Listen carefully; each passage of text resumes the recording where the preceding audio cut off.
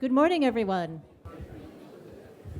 I'd like to welcome you to the second of our speakers today. My name is Anne Florini. I'm a professor of public policy at Singapore Management University. I'm also with the Brookings Institution in Washington. And as a political scientist, I am honored to be able to introduce to you one of my discipline's foremost thinkers and most creative thinkers, Robert Axelrod.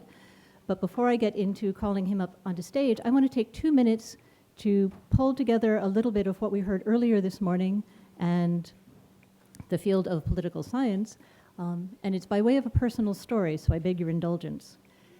Brian Arthur started off this morning talking about a workshop that was done at the Santa Fe Institute about 20-odd years ago on a crude look at the whole.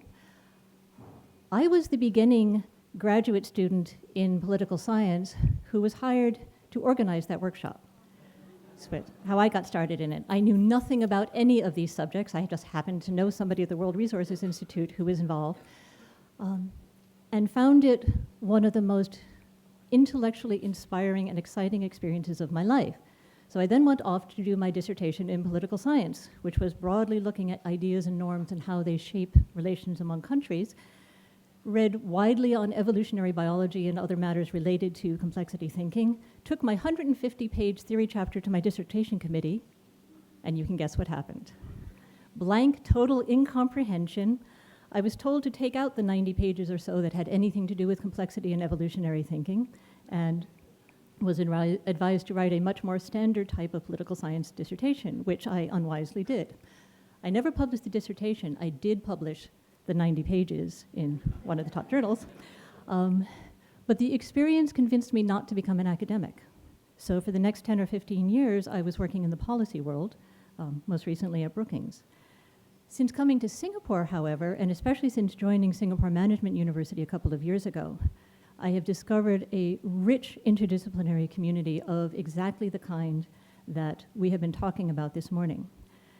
And in doing a little bit of background reading on Robert Axelrod's recent work in preparation for chairing this morning, I came across his address to the American Political Science Association, published in 2008, and I could not recommend it more strongly.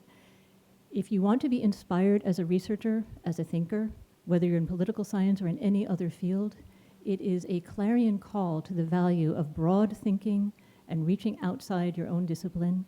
I recommend it to all of you in the strongest possible terms. And with that, I would like to introduce Robert Axelrod, who really needs no introduction. Everyone here has probably read Evolution of Cooperation, and if they haven't, they should. But I also hope that you will take a look at his much more recent work.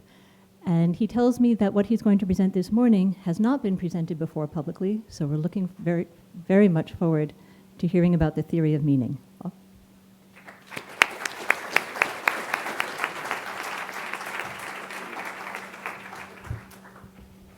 Thank you. It's a great honor to be here. This is, Anne said, his new work, and I decided to present it first as far away from home as I could, which I've managed to do here today, and see what your reactions are. And one way of looking at it is I'm taking up Murray's challenge from this morning of doing integrated work on some front, and the front that I have selected could be regarded as a study of coarse graining. As Murray said, one of the major challenges in doing a crude look at the whole is how one does coarse graining. And one can view, as I'll explain at the very end, how what I'm talking about today can be thought of as a effort to understand the tools and needs of coarse graining. I've called it a theory of meaning, and I will give you a specific notion of that in a moment. Another way of looking at it is how a schema reduces complexity. And so I'll explain also what I mean exactly by a schema, but the basic idea here is that I want to talk about how complexity can be reduced and how it often is managed. So let's take an example of one schema called the balance schema, and it's as President Bush once said, you're either with us or against us. That's the kind of perspective that is represented in the balance schema, where friends of friends are friends, friends of enemies are enemies, and enemies of enemies are friends. Another way of putting it is the whole world is divided up into two groups, or maybe just one group. And so, for example, suppose you know that A likes B and B likes C and D likes E, then you can't infer much else except that A likes C. But suppose you know one more thing. Suppose you also know that A does not like D. And so I'm using a dashed line for a negative relationship or dislikes. And once you know that, then with a balanced schema, you can infer all of the other links. And with 5 nodes or countries or people, whatever the nodes will represent for you, there are 10 possible links. So with these 4, you can infer the rest. And so, for example, once you know that A doesn't like D, then you know that E also doesn't like A because it's a friend of D, and then those are all the links that you can infer. And so with a balanced schema, if you know a little bit, you can infer a lot more. So here's a definition of meaning. We could say that the meaning of some news, like this idea that A does not like D, what is the meaning of that? Well, given that you're using a balanced schema, you're seeing the world in this way, and given your prior information, which are those 3 links that I started with, that A likes B, B likes C, and D likes E, if you know that the news of this one further link, given balance in those 3 links, is 6 more things. And those are the other 6 that would make the complete graph. So the definition here of the meaning under the schema of balance is this new information given the old information, and that can be formally defined as the information available from knowing everything among these things, minus what you know just from knowing X and what you know from just knowing Y. It's one of these examples where the whole is greater than the sum of the parts. And so knowing everything would be 10 bits, and X was just 3 bits, these 3 links that you were told. Y is this new piece of information, which is 1 more bit. And so the meaning of Y given X under the balance schema is 6 bits. And this is related to Dr. Gelman and Lloyd's effective complexity, and if anybody asks about it, I'll refer you to Murray. So here's another example of links between countries. I thought you'd be interested in how I see the Pacific Rim. And here, this is not balanced. For example, South Korea really has a lot of problems with Japan, but they both like the United States. So just this triangle alone is not balanced. And there are others that are not balanced. Another thing you could see from this is that they tend to be a hub and spoke pattern to a lot of this, which is very different from Europe, where, for example, Britain, France, Italy, Germany, the United States, and others all have a mutual alliance, but in the Far East, it's more bilateral. I put this one in red. The relationship between China and the United States is basically positive now, but it's under a variety of stresses and will be under more stress in the future. And I personally think that this relationship, whether it stays plus or becomes minus, is the most important event or lack of a change in the next at least 20 years. The world will heavily rely on whether this stays positive or not. Okay, so some definitions. First, I want to describe a state space, which is an abstract term that is widely used in physical sciences, but it basically means everything that's possible is a point. Every different thing that's possible is a point in a space. And in this case, the allowable configurations, by which I mean the different ways that a graph can be, such as that being one configuration. An example would be any graph, or which commonly called networks nowadays. So it's a set of nodes with a positive or negative link between each pair of nodes. So if that's the universe that you're thinking about, then a schema would be any subset of that space. An example of a subset that I've already given you is the balance graphs. Not all graphs are balanced, like we saw, but the balance graphs would be a schema or within this space of graphs with nodes and plus or minus links. So here's another schema, rank order. So you're all familiar with this. If you can think of A greater than B or B greater than A, could be wealthier, richer, stronger, anything like that. And then, of course, it's transitive. If you know that A is stronger than B and B stronger than C, then A is stronger than C. And so one example that's simple enough is if you know it's A, B, C, and then the meaning of C is bigger than D, is that A and B are also bigger than D. And in fact, you could then summarize that with a simple chain. But another example would be, suppose you know that another three things are ordered that way, but the meaning of the middle one is bigger than some new one, which is illustrated in the graph below, tells you that the first one must be bigger than G, but it doesn't tell you anything about whether the third one, F, is bigger or smaller than G. And so there's a different set of inferences and meanings from a rank order kind of schema than there is from a balance schema. And there's a lot of uses of a schema. The first is that you can infer missing data. And we've talked a little about that. I'll come back to each of these in sequence. So if you don't know some things, as we saw before, you can infer some of the missing data. You can also correct errors. If you've observed some things that are erroneous, you could actually correct some errors, and I'll show you how. You can also predict what changes are likely to happen in the system. And you can economize on memory in the sense that if you believe things are, for example, balanced, then you can keep track of things with a lot less memory than having to keep track of every pairwise relationship. You could also evaluate source credibility. If some source tells you something that doesn't fit in with everything else you know, you might not trust other things they tell you. You can also measure how much stress there is in the system. How good of a fit is it to that schema? And finally, if there are things that don't fit well, you could focus attention to decide and to kind of resolve the ambiguity that's implied by the way some piece of information doesn't fit into the schema.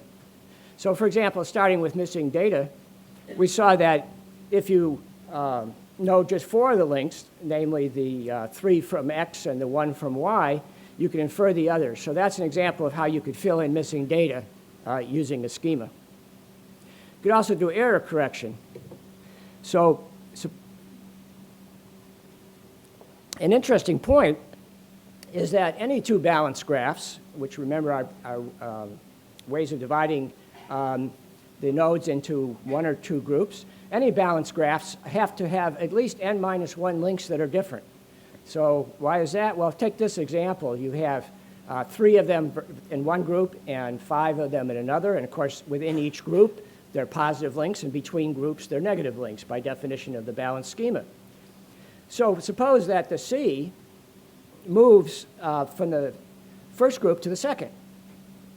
So that will be another balanced graph, but it will require changing all of C's links because it used to like A and B, and now it doesn't. It's in the opposite group, and it used to not like D, E, F, and G, but now it'll have to like those. So for any one change from one balanced graph to another with a single node changing sides, will change n-1 links, namely any one of them with all the others. As a matter of fact, you can prove that if more than one node changes sides, then there'll be at least 7 and probably more links that are changed. So the point here is that these balanced graphs are not very similar to each other. They have to be at least n-1 links apart, where n is the number of nodes. And that allows you to correct errors. So suppose you have, in this case, with n equal 8, you saw that they were 7 apart. So that means you can correct 1, 2, or 3 links. Because if you're 1, 2, or 3 links away from a balanced graph, you'll be further than that away from any other balanced graph, because they're 7 apart. They're at least 7 apart. So if you're less than halfway toward another balanced graph, then you have a uniquely close balanced graph. And that means that you can correct up to half of the distance between graphs, which in this case was 7. So you could correct any 1, 2, or 3 links that are in error when you were measuring the whole thing. So for example, if you had 20 nodes, up to 9 errors could be corrected because there were 19 apart, and anything up to half of 19 then could be corrected. So this gives you one value, one kind of thing beside filling missing data. If you have all the data but some of it's wrong, you could actually correct it, provided there's not too much error in it. Another thing you can do is predict changes under the assumption that's empirical, and it will only apply in certain cases.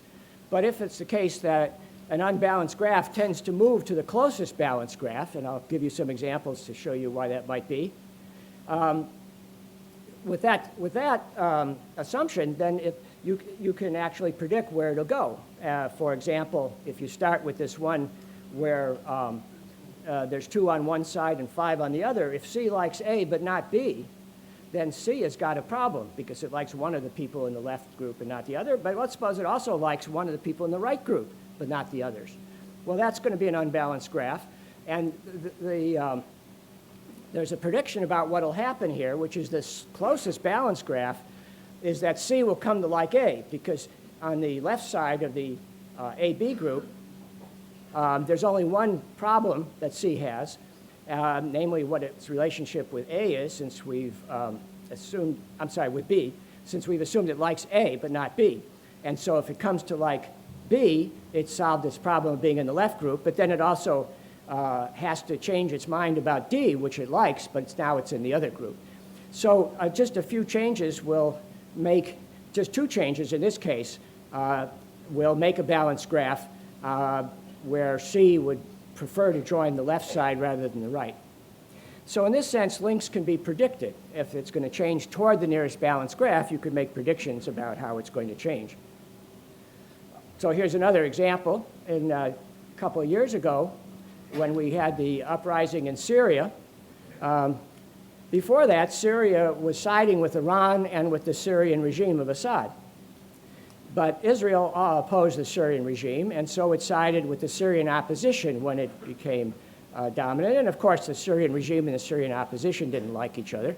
And so you did have, in this case, when the uprising took place in 2011, a balanced situation where Turkey, Iran, and the Assad regime were on one group, and Israel and the Syrian opposition were in another, and there's mutual dislike across the 2 groups. But the next year, things changed, and the changes are in the bolder links. So Turkey came to oppose the Syrian regime because there were lots of conflicts at the border, and the regime Turkey opposed the Syrian regime because there were lots of conflicts at the border, and the Turks came to give refuge to the opposition. And so what tended to happen was that Turkey became hostile to the regime and favorable to the opposition.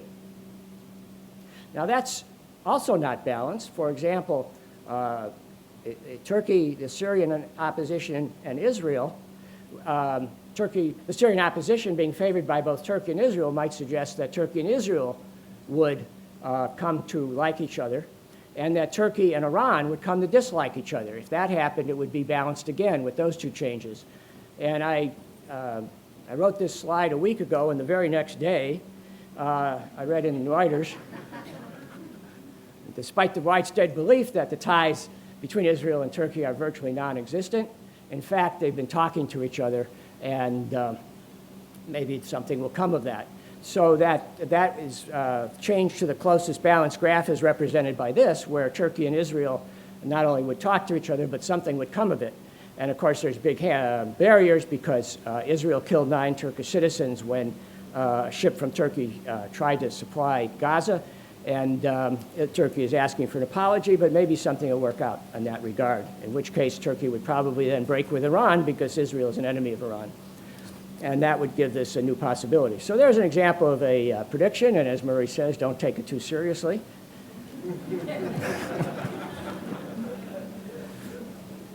But schemas do help you. Another thing that they could do beside prediction is help you economize on your memory.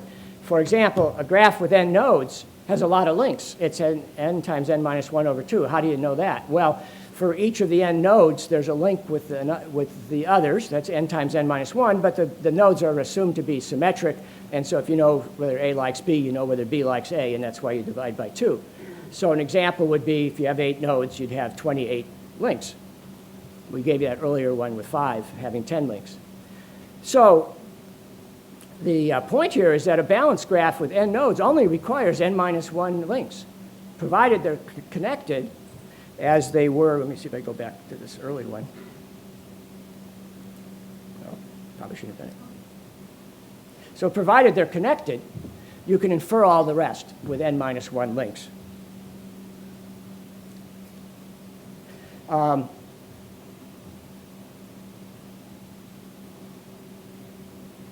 Okay.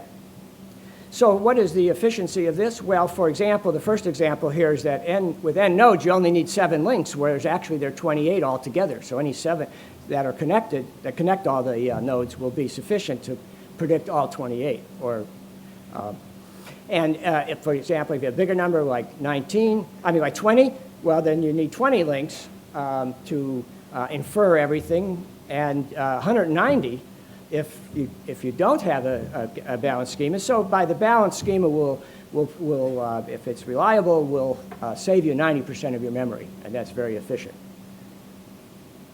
Another thing, as I mentioned, is you could evaluate the source credibility. You could use the error correction method we discussed before to identify what links need changing to get to the nearest balance graph.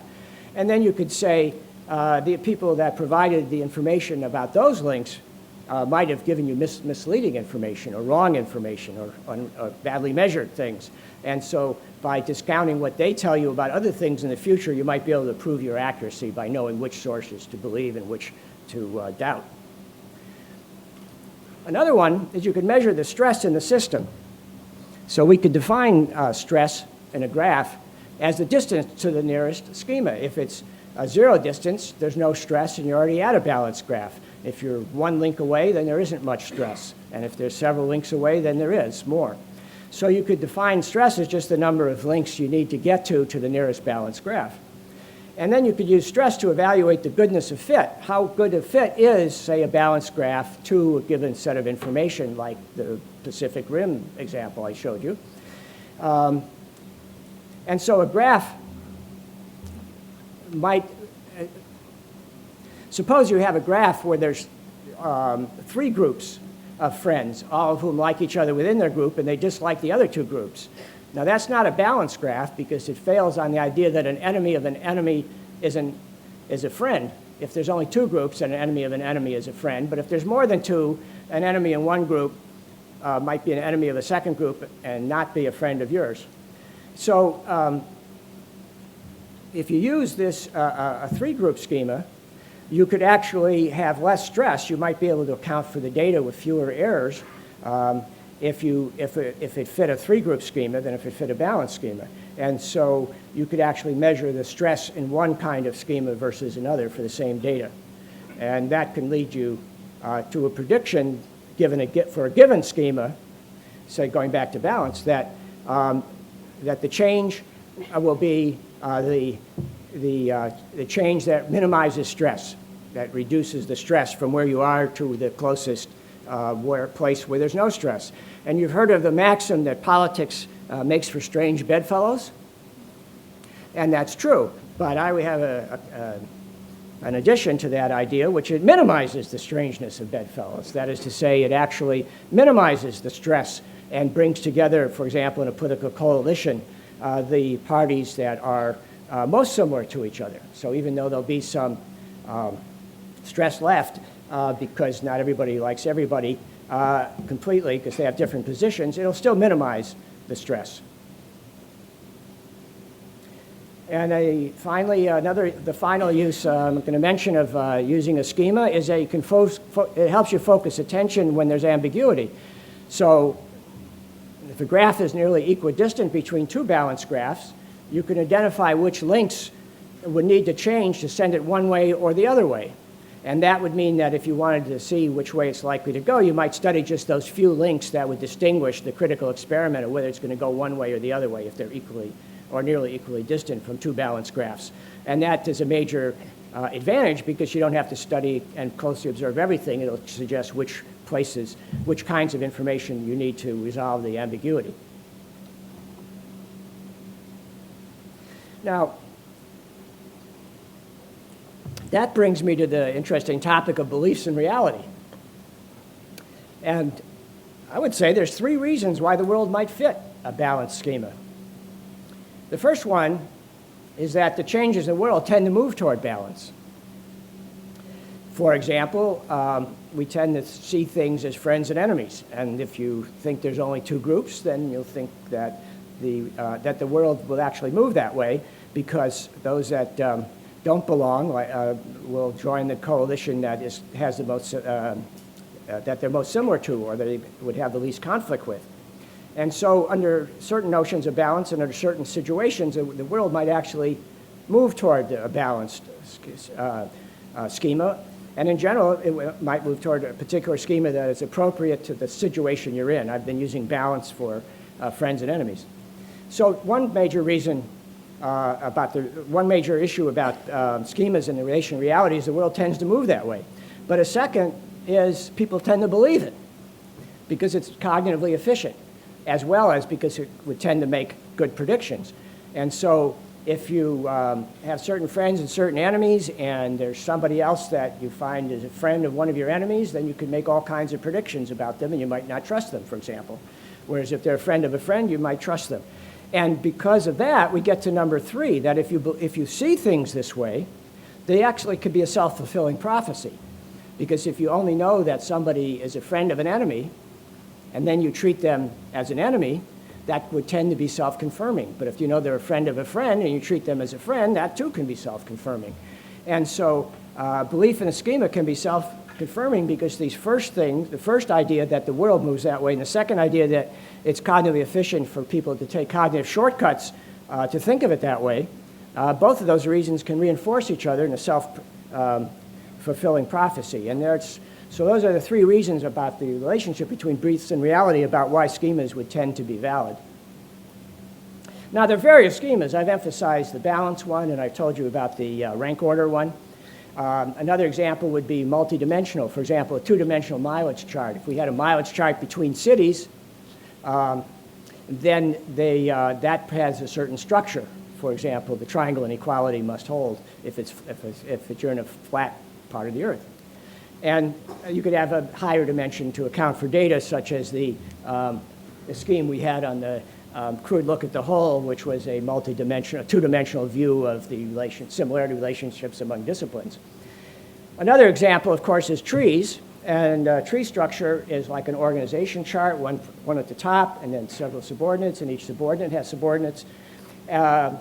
And so a typical hierarchical organization is represented as a tree, and a tree of life is a biological idea, of course, that there's kingdom, phylum, class, order, genus, and species, and those are layers of a hierarchical structure. And hierarchical structures sometimes have what John Holland and others have emphasized are default hierarchies, which are things that every level has inherits the properties of the level above it. So if dogs are an example of mammals, they also inherit the properties of mammals, such as they give live birth. So tree structures are another kind of schema, and there's many others that you can imagine.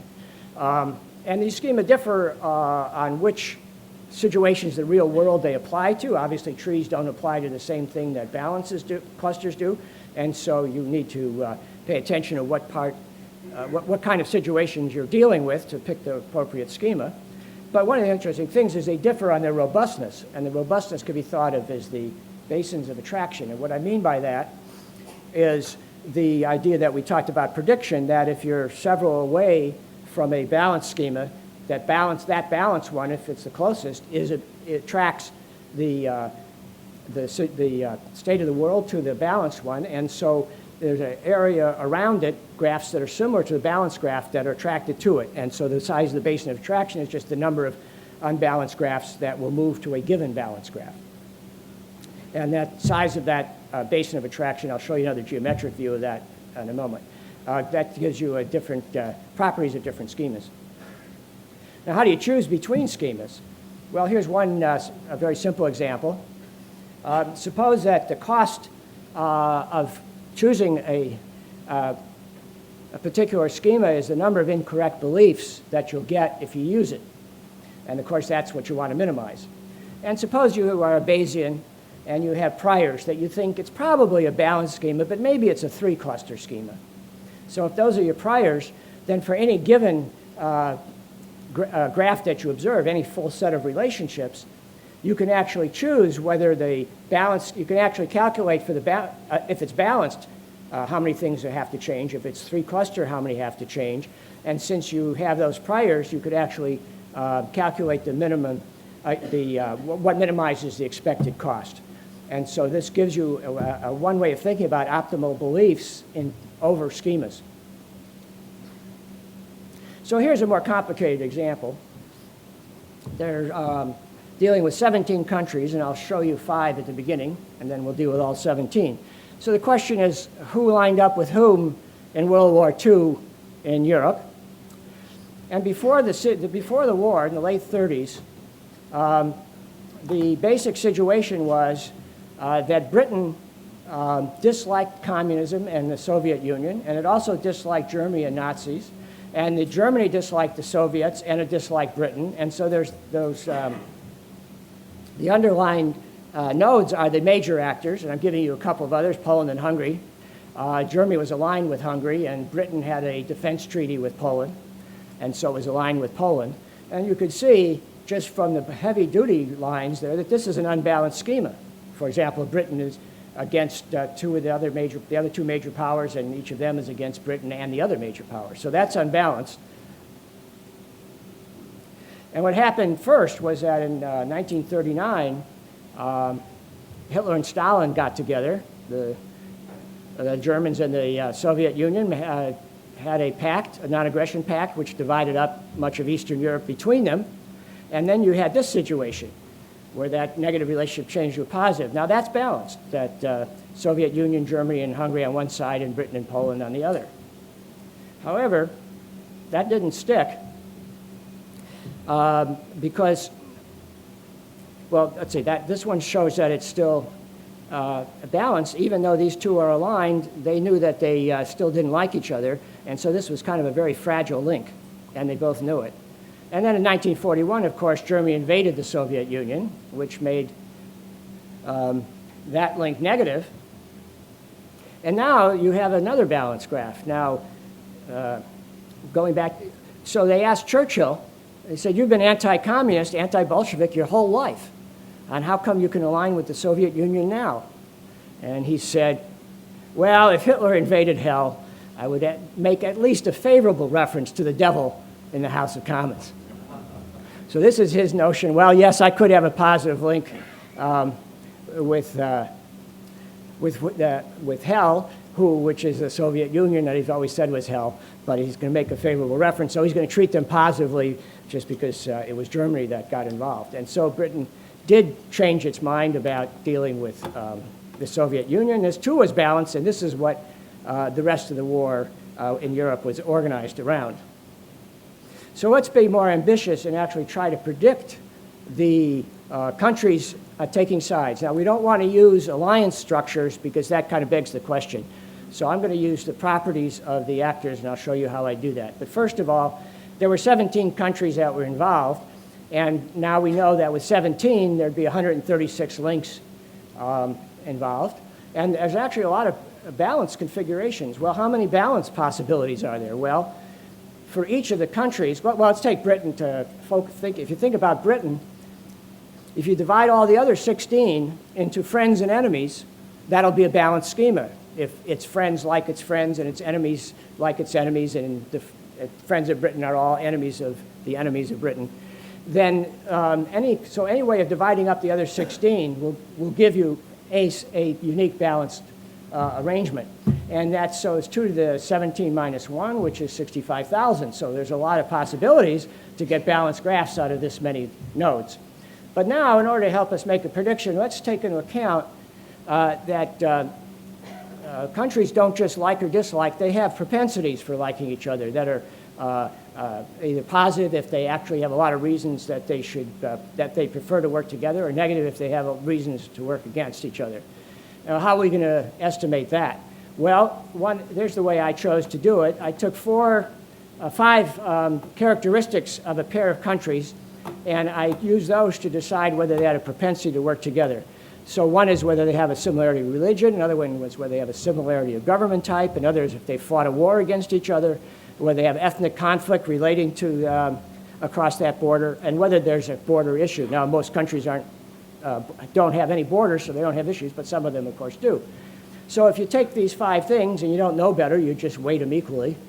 And that's how I got the propensity of any 2 countries to want to work together. For example, the more similar they are and the fewer problems they've had in the past, the more likely they want to align today. And then how about a country's stress? Now we could talk about stress at the individual country level. So if you've arranged things into some tentative arrangement of two sides, then you could take for a given country, let's say Britain, you could take the weighted propensities of the countries that are on its own side in this tentative arrangement and subtract the propensities of the countries on the other side. So ideally, you'd only have positive numbers in this first factor and negative numbers in the second factor, then you'd really be happy. And you want to weight those because Britain cares more about its relations with, let's say, Germany than it does with Luxembourg. And so obviously you want to weight the bigger countries more, and there's a standard way in international relations research to do that using national capability, which includes three factors of the demographic, the population and the industry and the military, standing military. And so when you take these pairwise propensities, you get for any given configuration, you could say that even if it's balanced, it will have a certain amount of stress. Like it might be balanced in the sense that you've grouped people into friends and enemies, but they might be, some of the friends don't like each other, so it would still have stress.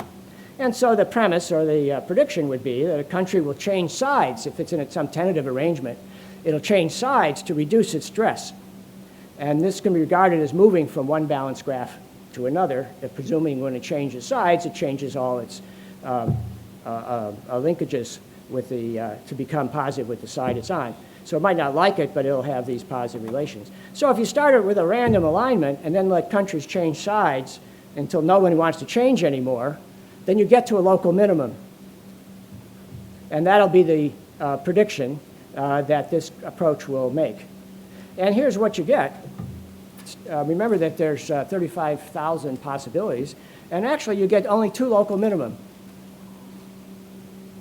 And the first one is the vertical division, where you have these countries against these countries. And that's actually what happened. Britain, France, for example, was on the same side as the Soviet Union against Germany and a bunch of its allies. However, there's another local minimum, which if you get there, nobody wants to change, interestingly enough. And that's this alignment. Britain is with Germany against, so this is everybody against the Soviet Union and its friends. And that actually is also a local minimum. If you get there, it won't change. And one way to visualize that is with an energy landscape or stress, where here's the configuration space. Now this, remember, is I'm representing this as 2 dimensions because that's all I can draw and all I could think about. Maybe I can think about 3 or maybe 4, but it's really a 17-dimensional hypercube. That's what this is down here, but we can imagine this as just each one of these points here is a different balance graph. And so if you start with a given random arrangement of countries and then give them a chance to switch, they'll switch to one that lowers their stress, and because everything is symmetric, it'll lower the group stress. And then it turns out that with these propensities, based on the empirical measurements I told you about, there's 2 local minimum.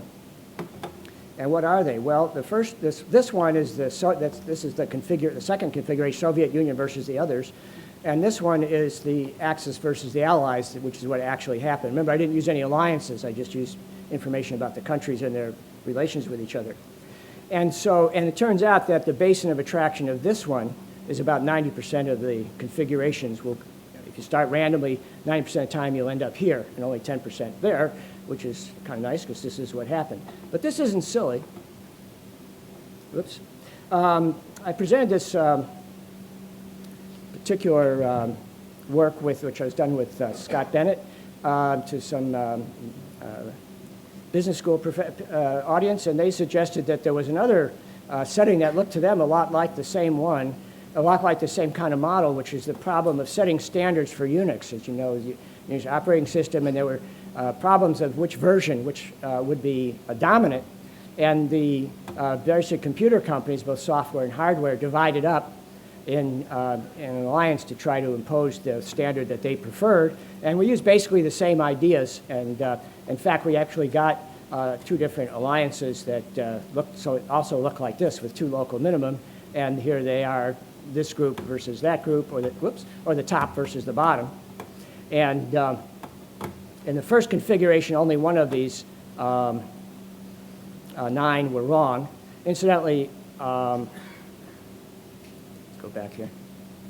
Here, in this first configuration, 2 out of the 17 were wrong, but the probability that you would get that well by chance is less than 1 in 100. So in fact, it's 1 in 200.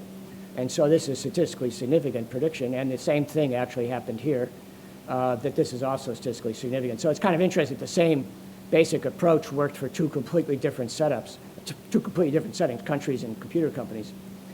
Now here's another kind of application. We've talked about graphs with nodes and links. So here's another one, which is curve fitting. So suppose you see data points like that, and you want to understand it, well, and simplify for to make sense out of it. Well, you might say, well, a straight line looks pretty good, with some noise, of course.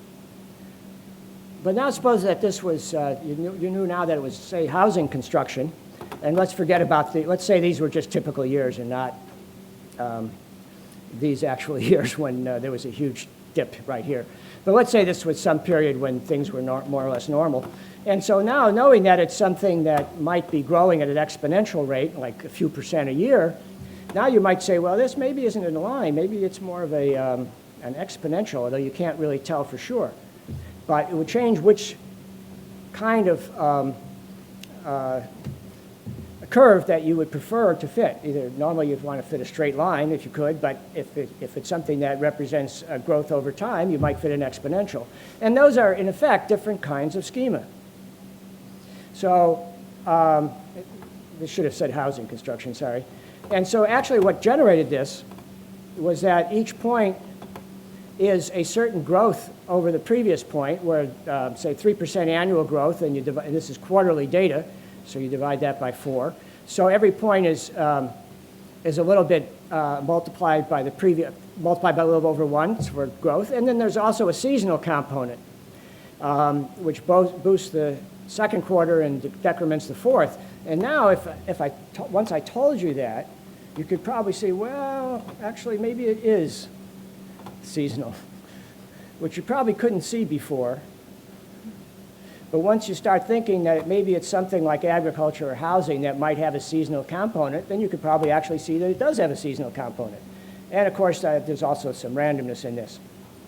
So knowing what it's about also helps you decide what kind of schema you want to use to fit it.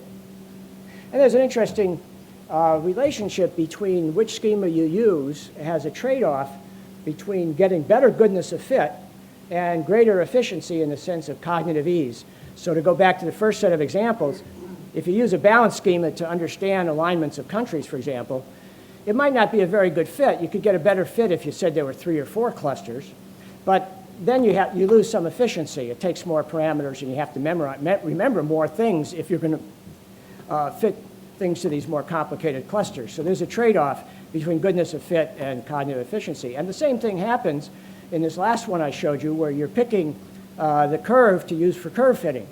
If you use a linear equation, you won't get as good a fit as if you use a quadratic or a third degree. And likewise, there's a trade-off efficiency. This has fewer parameters to remember than this one and this one.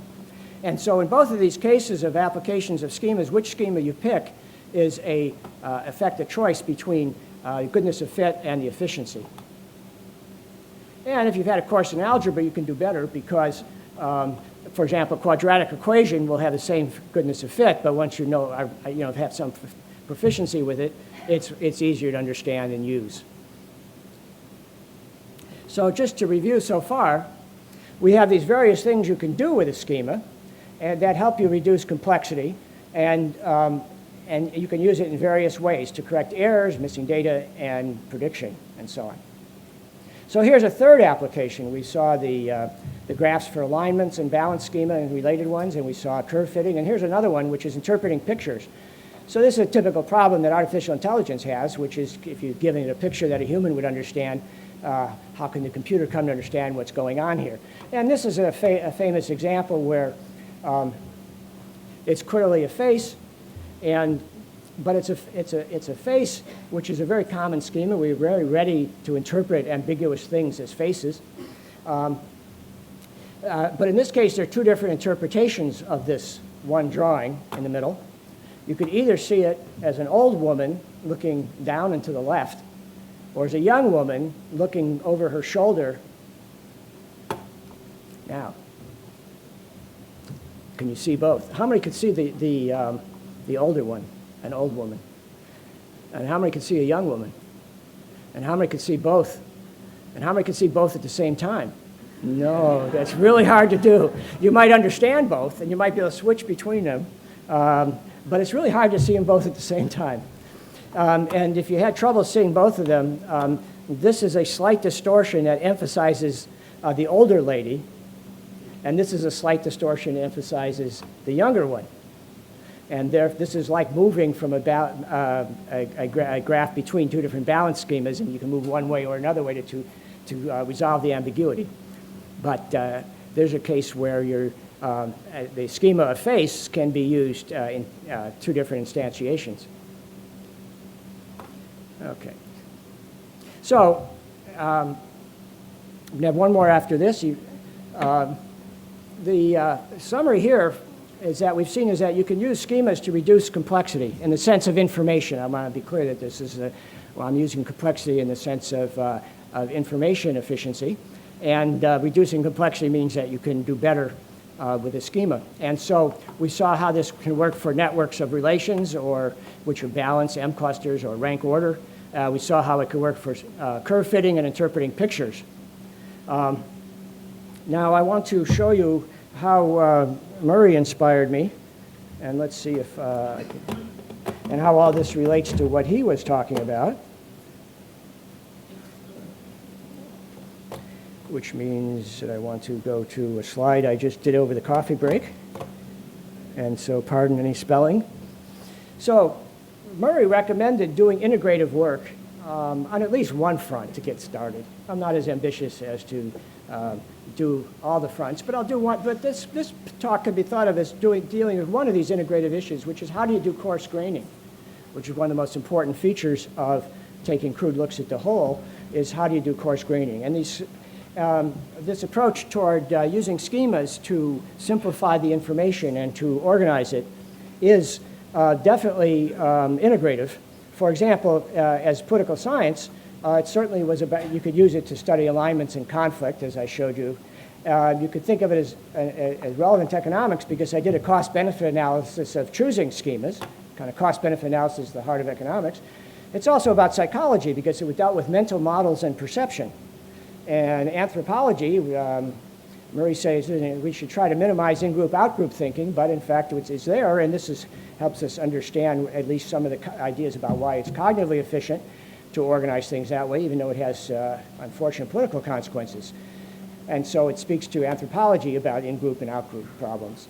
Philosophy, well, this is a theory that suggests that meaning, which is one of the major philosophical concepts, can be one kind of meaning at least is what is the inferable knowledge that you get. If you know some things and you know what schema to apply and you get some news, what's the meaning of that news? Well, the meaning of that news can be regarded as the additional knowledge that you get by virtue of having that schema in your prior knowledge. Statistics, of course, is about goodness of fit and about the choice of which function to use to represent data. In physics, we actually used here the concepts of stress and energy, and the landscape with the two local minimums is actually a Lyapunov function, which means it always will fall down and not up, and it won't go back or in cycles. Another physics idea. Now, in game theory, if you know what schema the other one's using, you could actually use this to deceive them. Because if you could set it up so it's similar to one of the things that is close to one of their one of their well-formed beliefs, then they could round off the errors that they might observe and decide that it's that the evidence fits a certain schema that you want them to have. And so this is a game theory problem of deception can be used with this schema concept. Artificial intelligence is also dealing with perception, of course, but also the meaning of big data. The major problem is when you have this huge amount of data, like all the Twitter links or something, how do you find meaning in that? How do you find the patterns in that? Well, one way that at least to help is to have some schema to start with and then use these techniques to find the closest exemplar of that particular schema that would fit as well as possible. Now, of course, there's always going to be stress in that fit, but we can talk about how to reduce that stress with different schemas. And finally, for complexity theory, it's one way to think about how to cope with complexity, how to reduce the complexity that we have. So it is integrative, but it's not integrative across everything. But it does, I think, speak to the important question that you want to deal with when you're taking a crude look at the whole, which is how to do coarse graining. Thank you.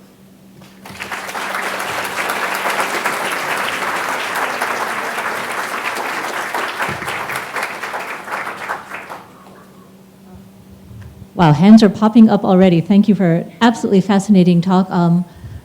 I think you're going to answer questions from here, right? Yeah. So let me start with the hands that I see already, and let me start with Ambassador Chan.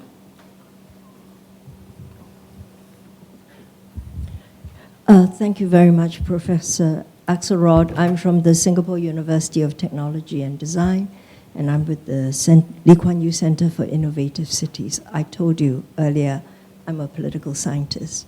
I find your schema interesting, but I wonder how applicable or usable it is, because I think it does not take into consideration some of the more interesting developments of late.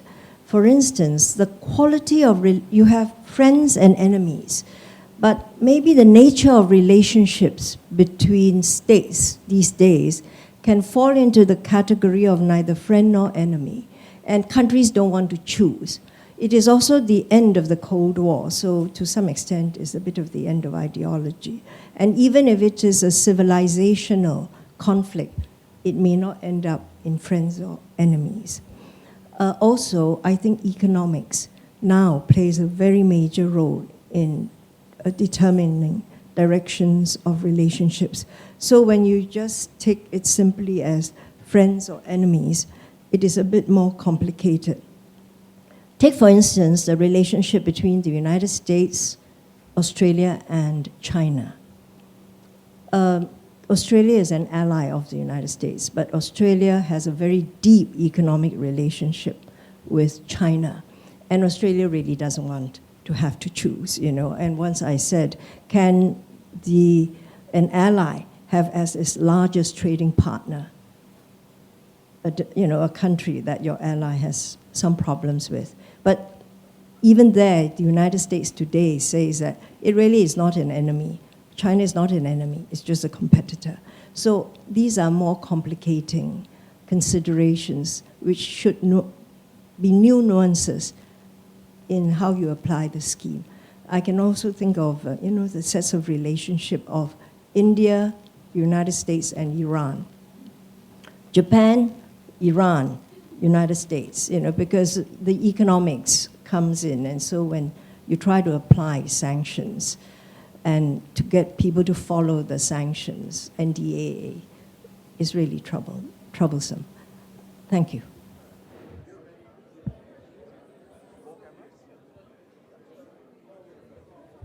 I agree with all of your comments about the real world. And I'd like to say some of those are pretty easy to incorporate into the formulation that I've proposed, and others are not. But for example, if there's an economic neutral gains from trade, that would be one reason why two countries might want to have good relations and overlook some problems that they might otherwise have. And that would be built into the pairwise propensity as one of the factors that would determine whether they want to maintain good relations. So I think you could build economics in the way that you suggested in a straightforward way. Second, there are going to be situations that are neither clear friends nor clear enemies, which is why I moved to this propensity idea that there's a degree of willingness to cooperate versus taking a zero-sum orientation, and that you could actually take that into account. So for simplicity, I drew dotted lines or solid lines, but I also showed you how you can think of those as real numbers, plus or minus. Now, I grant you that even that is oversimplification, that you could put these various factors into a single scale. But on the other hand, it might be useful as a crude look at the whole to think about if you do put these various factors. And then you could actually see some of the problems that you're pointing out, which would reflect the stress in the system, so that if the United States has kind of a mixed relation with China, to take your first example, but Australia wants to have good relations with both the United States and China, then to the extent that the United States and China are competitive and start saying nasty things to each other or mobilizing their military, their navies against each other, to that extent, it's going to be unbalanced, and Australia is going to have some stress in maintaining a very cooperative relationship with both sides if they're not getting along with each other, and that's exactly what I wanted to show. So I think that some of these issues can be dealt with as measurement problems, and some of them are just reflections of the stress that's in the system. And still others, this kind of simplified scheme won't work at all for, but that's what you would expect from a crude look at anything in particular, such as how to do coarse graining.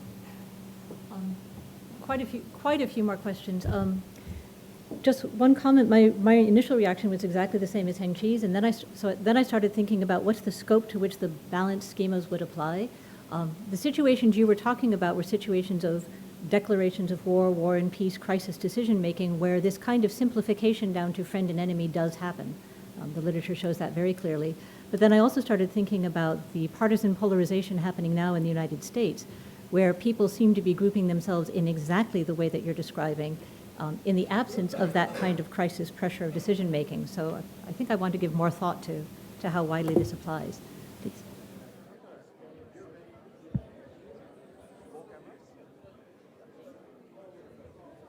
So when you talked at the beginning about the example of Iran, Syria, Turkey, and Israel, or any of the other examples, you deliberately simplified by ignoring the fact that they're all parts of bigger networks, like involving the United States. And so the first question is, if you have, at the broad scale, a network that's unbalanced, or that's got high degrees of stress in your second approach to the problem, what can you say about the subgraphs?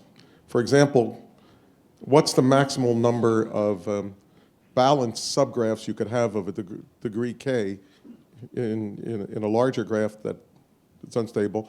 And secondly, can you say anything about how the stress or the unbalanced nature will be resolved in terms of will it be the subnetwork that would cause the greatest change in the direction you want? What is there some hierarchy theory that allows you to go from the larger networks down to the components?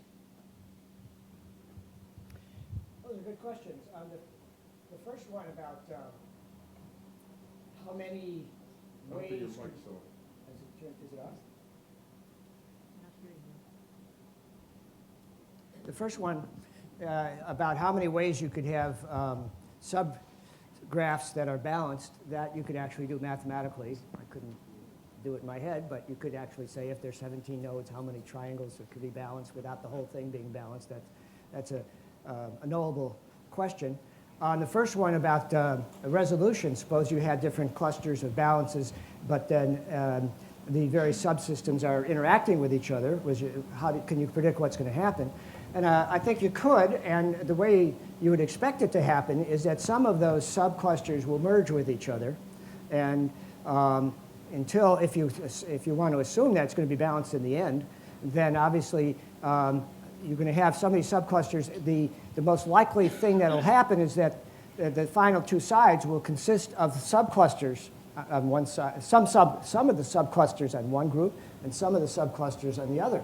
And so that you would have the emergent property that these subclusters are going to emerge according to their probably some aggregate propensity between those subgroups. And so the two subgroups that really hated each other were less likely to work together than two subgroups that were indifferent to each other. And so I think that you can use this to study emergence from subgraphs to a unified graph if you took the larger system into account. Now again, this is meant to be a study of how one can do coarse graining, but it's not really claims to take into account to be a full theory of conflict, for example. But we did see that you can make some predictions that work not only for countries but for companies. And so it probably does have some validity. And so I think you could study emergence of And presumably these transients, their data for make this testable. I'm wondering also if there's a link here or parallel you see to Duverger's theorem. So you want to state it for us? Oh, I mean the theorem, which I thought was a political science theorem. It is. That I could state it too, but I'll let you. that within political systems like the U.S., you won't long have more than two political parties. Right. It seems to me that your approach to resolving the balanced graph thing would give you this as a prediction. Well, I don't think so, and I'll tell you why. I think the Duverger theorem comes from the idea that the American electoral system says that whichever party gets a plurality of the vote, like if it's 40, 30, 30, then the 40 becomes the president. And therefore, there's no point in supporting the weakest of three parties, and therefore you'll tend to move to only a two-party system. And that's a function of the way you count the votes. In many other democracies, in fact, most of them, there's proportional representation. And what you do then is you give the number of seats in Parliament in proportion to the votes they got, and then in Parliament, there's bargaining over which group will get together to form the cabinet. And that, I think, does correspond to this idea that the cabinet, that the coalition that gets together will minimize the strangeness of the parties working together. And therefore, when you get the ins and the outs in that case, the reason I don't think it's permanent is because in the next election, there could be a different distribution and a different movement in the ideological space. And so Duverger is really about the consequences of having a plurality electoral system. Most democracies have the proportional, which can keep the diversity at the party level. But then at after each election, there'll be a bargaining which will, in fact, bring some together. And they might not like each other, but they'll find. But what the prediction would be is that the ones that get together were the ones that least dislike each other. I'm sorry, there's quite a few hands going on. I think I saw yours first, and then I'll go to this side of the room and come back to you. Greg Fisher from the think tank Synthesis. I saw one of the charts had a balanced graph with Germany and the Soviet Union having a friendly relationship. But then the Germany invaded the Soviet Union. Can you explain, kind of in your sort of theoretical framework, kind of how that happened? Well, we could do it at two levels, of course. I could do it sort of as a political scientist and historically, and give you, which the short version, of course, is that it was convenient for the two of them to get together in a temporary way and divide up Eastern Europe while both of them were arming themselves to the teeth. And they both expected that there would eventually be a war. And the interpretation in the graphical sense would be that they actually still had very hostile propensities.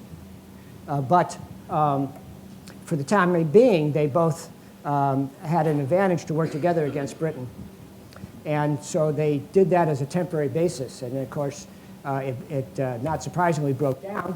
And the more surprising thing would probably be that, that Stalin was quite surprised when it broke down. But he wasn't surprised that it would break down. He knew that there were underlying propensities to have a showdown between communism and Nazi governments. He was only surprised that it happened when it did. Forgive me if I've misinterpreted you, but I thought the idea was if there's a balanced graph, there wouldn't be a change. Well,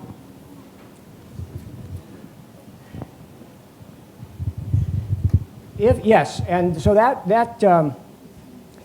would be a falsification of the theory right there.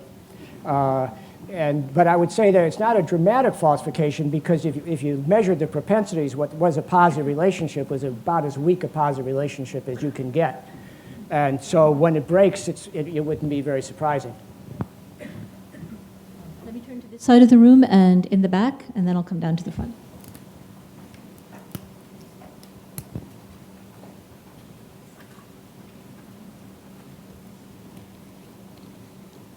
And Good afternoon. I'm Kaixi from Nanyang Technological University. I have pointed out two possible limitations of this theory. The first one is that the scheme actually predicts how the relationship between the different variables, countries will change after some variable happens. For example, the relationship between these two countries gets sour. So is there any way we can incorporate these changes in the variables also into our scheme, so we don't just do some post hoc prediction, but rather we can predict next time what kind of variables, how the variables will change. The other question is there any way we can incorporate time into this scheme? Because the scheme seems to presume that the relationship between the countries will always tend towards a peaceful relationship. Be the premises that all the countries can become friends, but they cannot all be enemies, or the propensity to go towards lower stress. They all predict that the countries actually want to become peaceful. But the countries won't become peaceful immediately. There may be a time period where there's a lot of conflicts. But in the long run, maybe the countries will tend towards peace. So if we predict that countries will always tend towards peace at any point of time, we might encounter some problems. So is there any way we can incorporate the time scope into the scheme as well? Thank you. Thanks for those questions. The first one is, if there's a change in one of the variables, can you predict a change at the system level? And the answer is yes. And to take a specific example that, based on what I showed you, that was based on 1936 data about military capacities and other things. And at that time, as you might expect, Poland was hostile to both Germany and the Soviet Union. It was caught between them, not only geographically, but politically was hostile to both. However, in 1936, the Soviet Union was somewhat stronger than Germany, which was rearming quickly. But by 1936, the capacity of the Soviet Union looked bigger. And so Poland, being negative to both, would have been predicted to be more hostile to the Soviet Union, because it was the bigger, more important one as far as it was concerned. However, by 1938, after Germany had continued its very fast mobilization and the Soviet Union had slower industrialization and mobilization, then Germany became the stronger one, and Poland would be predicted to be anti-German. Or another way of putting it, that Germany would invade first rather than the Soviet Union. So when a variable changes, like in this case, the weights on the size of the country, in effect, the weights on their military capacity, as well as, in that case, but you're also taking into account industrial capacity and demographics, but the military capacity is what changed fastest. So when that changes, you can make a different prediction about how the countries will align based on their propensities, which are weighted by that. So that's an example of how if one of the parameters, in this case, the relative strength of the Soviet Union and Germany changes, you can make a different prediction about, say, how Poland will react. So that you can do that with any of the variables. The other one was about predicting change, and certainly you can do that, and you could be wrong, and any good theory has got to be falsifiable, and so it's going to be wrong sometimes, and the cruder it is, and the more ambitious it is, and what it's about, the more it's going to be wrong, and so one doesn't have to be too embarrassed by that. But it's much, much, much better than chance, so that's good. Now, that's what we in the social sciences use as our standard. And then you ask, well, what about, is there a possibility of moving toward peace between all countries? And let me just be clear that while I usually talked about balance as having divided into two groups, also everybody in one group, if everybody's friends with everybody, is also consistent with balance. If everybody is friends with everybody else, then nobody has to change, and it is balanced. So a balanced graph could either be actually two clusters or one. And so if the relationships become positive, for example, if economic mutual gains from trade dominate concerns about competitive security, then one could imagine in the distant future that most important relationships between countries, and maybe almost all of them, would be positive. And in some areas like scientific cooperation, that's not so far from what it is. And so the possibility of pairwise propensities being positive, and therefore having one large group, is consistent with the theory if the pairwise propensities lead in that direction. There were hands over here, and then I'll come down this way.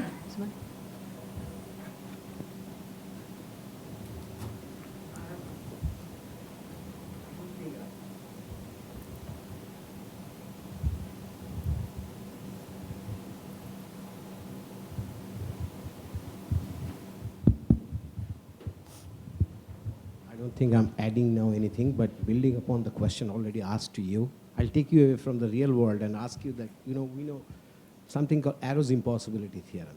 And in some sense, you are having this pairwise things with a single issue, where friendship, enmity can be boiled down to a single, scale variable. We can easily rank pair them and think about stable coalitions and things like this. But in a multi-issue world, where I consider one country as a friend as a friend point and one as an enemy point, like she raised, the group contraction lemma and the field expansion lemma kind of prohibits any aggregation and any conclusion about stable coalitions, which is, in some sense, I'm saying is Arrow's impossibility theorem in a very simple, my understanding language. So is it really possible? I mean, at points, one single issue dominates others. It becomes so important, like Syrian crisis right now, probably dictating the neighbors. But we have seen strange coalitions like United States and Saudi Arabia and things like this, which is, again, probably a single point driven things. But in a multi-issue world, one I'm friend to somebody and one I'm enemy to somebody is what's quite common. And then probably this kind of aggregation, this kind of coalition formation might be difficult to say. I'm just trying to clarify from you.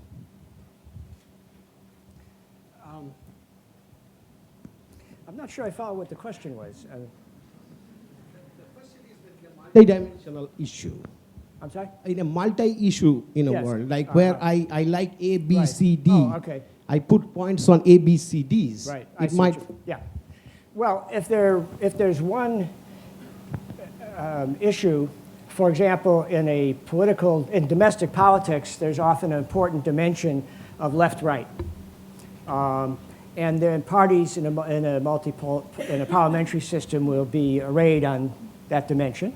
And one would expect that the coalition that can achieve a majority would be a connected coalition in that space and have the minimum range in order to achieve a majority.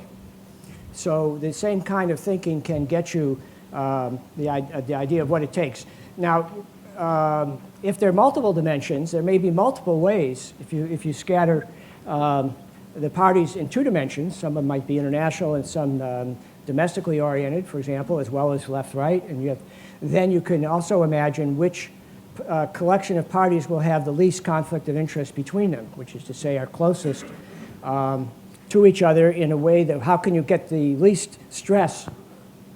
Well, put it this way. The prediction you would get is that the coalition that forms is the one with the least stress and still has a majority. So it would be the parties that are basically close together but enough of them so that they do have a working majority. And so that's what you would expect in that kind of system. Occasionally, you get the interesting idea that the outs, who might typically be on the left and right extreme, then that isn't balanced in the sense they usually don't like each other at all. And they usually are even more opposed to each other than they are to the middle coalition that might have formed. And so that expectation would not necessarily be a balanced scheme. It would probably be three groups, the left, center, and right, and you most typically will get a group that excludes both of the extremes, at least some of both the extremes, to form a group that has a majority. And so there you would have you tend to imagine a three cluster where the various left parties that are left out tend to not to be too different, and the various right parties that are left out tend not to be too different. So that if you're doing an electoral coalition situation, your three cluster would probably be the best interpretation.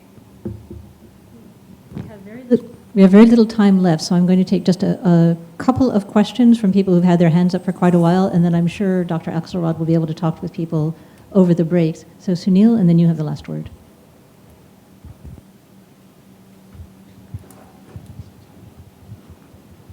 I mean, in the context of your framework, you mean that the links between two nodes is classified as either friendly or enmity. Is there some way of introducing a metric of intensity and making that metric time dependent? Because then you could look at the fragility of existing relationships as say time evolves. Well, I already provided one metric in the example from the European system where there were 5 different aspects that would go into the measurement of whether a given 2 countries would have a positive or negative propensity. They're similar to religion and government and border conflict, ethnic conflict, and previous wars. So those are the 5, and putting those together gives you a metric about how each pair of countries are positive or negative related to each other. And as I've mentioned, that is time dependent. In other words, for example, if the countries are mobilizing throughout the 30s at different rates, then you could do that kind of analysis once each year, which I did. And you could see how the fact that Germany was mobilizing faster than anybody throughout the late 30s changed the propensities to somewhat, especially because countries that dislike others would worry more about working with friends against Germany than they would against Soviet Union if Germany was growing faster. So you can definitely get that both metric and time dependency in it.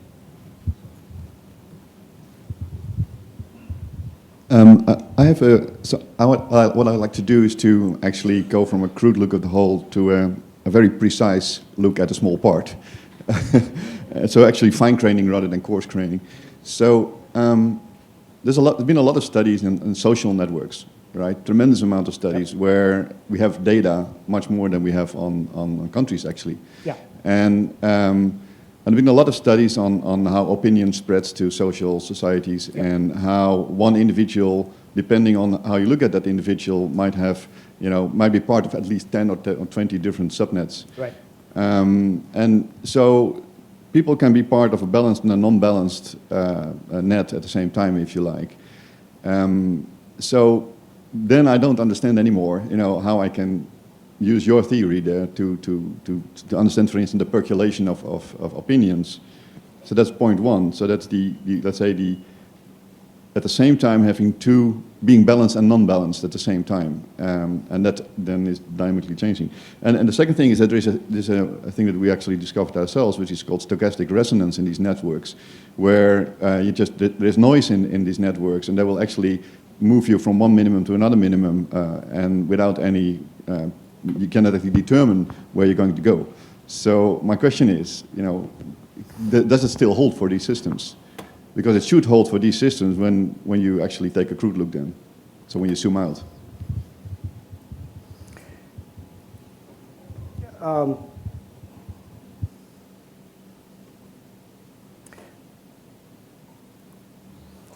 I didn't have time, but I'll use it to just give you a couple of minutes on the time scales of the dynamics, which is your second part. So this is an egg carton, which is meant to illustrate the idea that there are many basins of attraction. I showed you the graph with 2, and this is a lot. Now, again, it's a multidimensional space, not just 2. But suppose the system is where the blue line is. So at a very short time scale, if you measure it once and then measure it very quickly after that, not much would change. And so the short time scale you'd expect to be just where you observed it. But a little later, you would expect it to be moving toward the nearest balanced graph. And if you allow more time, it might get to the bottom of that local basin. But this is the point that you were making, that over a longer time scale with noise, and the noise is shaking the system, it might shake off into a different basin. And then it might be there, or later it might be here. And so over a very long time scale, you can't predict where it'll be, except that it'll probably be near one of the local optimum. And that's one reason why long predictions when there's noise becomes less and less feasible. But it is a emergent property of this kind of thinking. It's not built into it that the longer time scales have a more diffuse predictive ability. But it's more specific than that because it doesn't say you'll be anywhere. It says that you'll be close to an attractor. With that, I'm very sorry to have to say that we are out of time, and since lunch is next, we probably don't want to run over too much. But I would like, before we end, to indulge in the Asian custom of thanking our speaker with a gift. So from one American to another American by way of Asia.